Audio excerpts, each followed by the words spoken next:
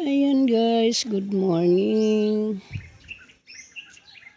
Good morning. Mag-ikot tayo sa ating paligid.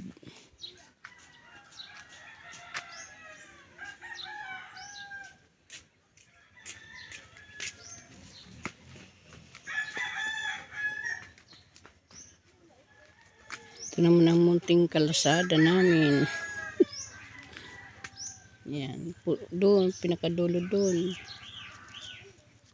Dito sa probinsya, motor lang makakadaan. Mag-ikot-ikot at ako yung magdidilig ng mga halaman. Mangga. At ako yung magwawalis na naman. Ayan. Dahil sa summer, nasunog yung mga damo. Pag ito'y inulan isang beses na malakas, ito'y biglang mag-green.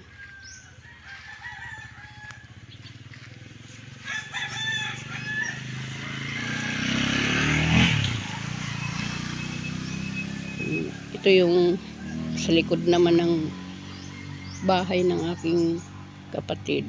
Hindi sila nakatira dito. Ayan, nabubulok na. Nasa Cavite sila.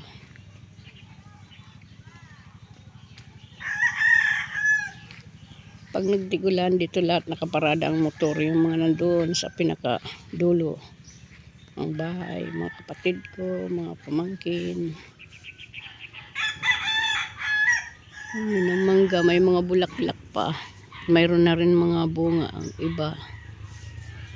May mga bulaklak, ayan.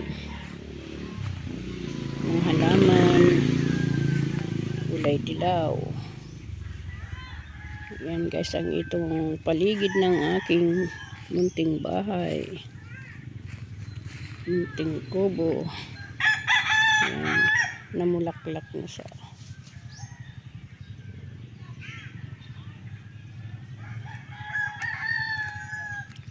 Magwawalis ako kasi mag-video muna ako guys. Ako'y magbablog muna ng aking paligid. Ayan. Mangga.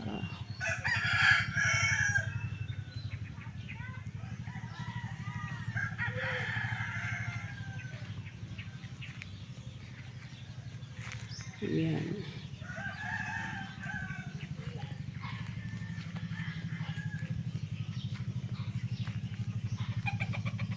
Marami naman kaming kapitbahay. Ayan ang niyog namin sa tapat. Ayan, nakukuhaan namin ng gata, panggata. Ito naman, parang halaman lang siyang ano. Hindi ko alam kung ano yun, tagal na rin yan. Ayan. Yan ang bunga ng malunggay. Naalala ko yung aking kasama noon sa Saudi. Yan, ginugulay niya yan yung dahon na, ayun o, bunga ng malunggay. Ang sarap. Lagyan na yung bagoong. Yan. Namiss ko na yun kaya. Ito naman ay bonggabilya guys. Namumulaklak na siya. Yan. Bonggabilya. Ito pa ang aking tataniman ng gulay sa ito pag siya nga pag umulan na aking tataniman ng gulay. Dati mani iyang nakatanim diyan, inalis na, binunot na. Yan, langka. Langka, pag nagtigbo nga yan, ang dami. Mayroon na nga sumisibol. Tingnan ko parang marami na siyang bunga maliliit.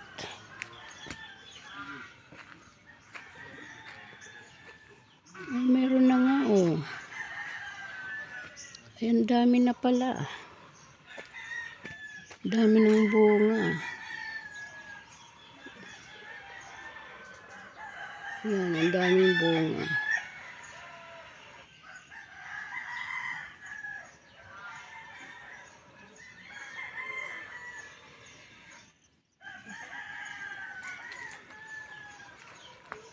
Yan, ito yung likod. Ang dami kong walisin guys.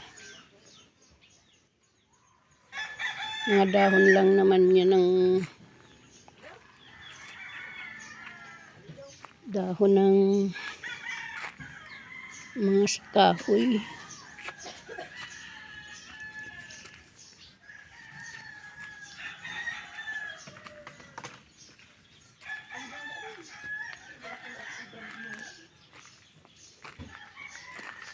Ito naman sitaw.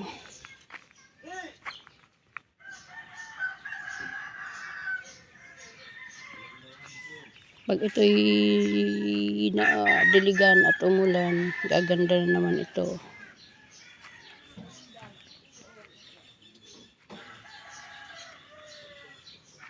Yan, ito na di man kasi naano ng init.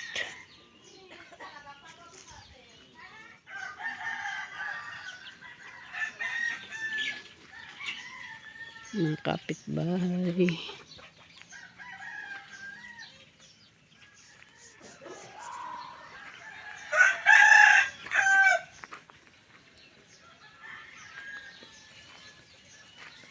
Yan ang sambong.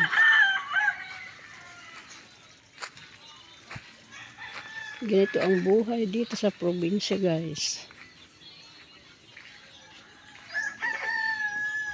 Alam ko naman na vlog ko na to. Pero siyempre bawat araw-araw nag-iiba ang weather. Yan, wala na yung mais. In-harvest na.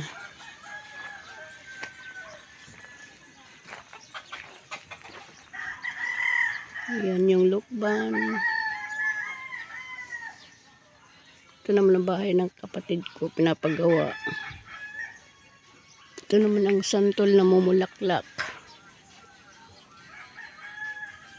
Yan, may pili, may avocado, may kamyas. Yan gawing kubita.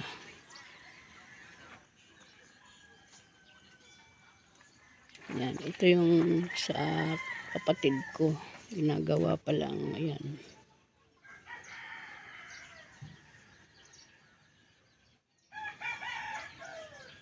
Yan, thank you guys for watching. Huwag kalimutan i-subscribe sa Ate Terry. Si Lola Terry. Ayan. Huwag ka din kalimutan kalimbangin ang notification bell para updated kayo sa lahat ng aking mga susunod na video. Thank you. Good morning.